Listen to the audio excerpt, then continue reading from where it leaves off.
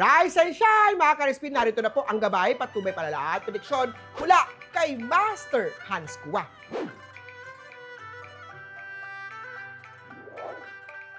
Simulan natin sa mga pinanganak ng Year of the Rat. Bigla ang gasto sa bahay, gaya ng sirang appliances, ay maaaring sumulpot ngayon kaya maghanda ng repair fund at planuhin ang budget.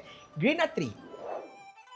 Kaya oksa tayo, huwag umutang para lang makasabay sa handaan. Mas makakabuti kung magsisimula sa simpleng handog at paglinis ng bahay para swerte. Red at 2. Kay Tiger naman may bagong responsibilidad sa trabaho. Medyo stressful pero magandang hakbang ito para sa promotion at pagpapakita ng kakayahan. White at 4. Kay Rabbit naman tayo, maraming demand sa trabaho kaya mahalagang manatili organized para hindi makaligtaan ang anumang mga deadline.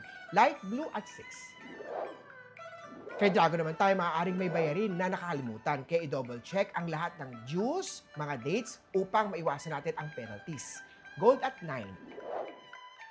Kay Snake naman tayo, may bigla ang gasto sa cellphone o gadget, repairman to. Kaya maghanda at i-budget ito ng maayos. Gray at 8. Sa mga pinanganak ng Year of the Horse, may taong naiinggit sa posisyon mo kaya iwasan ang confrontation at protektahan ang sarili sa pamamagitan ng katahimikan sa ilang sitwasyon. Blue at 5. Kay Goat naman tayo, may tempting na buy one, take one na bibilhin mo kahit hindi mo kailangan. Kaya kontrolin ang impulsive spending upang hindi masayang ang pera. Yellow at 6. Kay Monkey naman, may good news na may kinalaman sa previous application o request mo. Kaya maging handa sa positive na resulta. White at 9. Sa Rooster naman, kung may balak na bumili ng gadget, mas makakabuti kung i-delay muna ang pagbili dahil hindi ito magandang araw para sa electronic energy. Green at 7. Kay Dog naman, mag-ingat sa mga discount na masyadong maganda para maging totoo dahil posibleng itong fake seller at nagdulot ito ng pagkalugi. Orange at 1.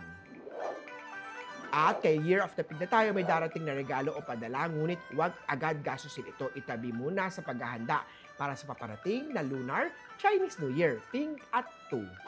Muli po, ito po'y gabay patnubay paalala lamang mula kay Master Hans Kua. Lagi nga maging positive at always be happy. Mga ka-RSP,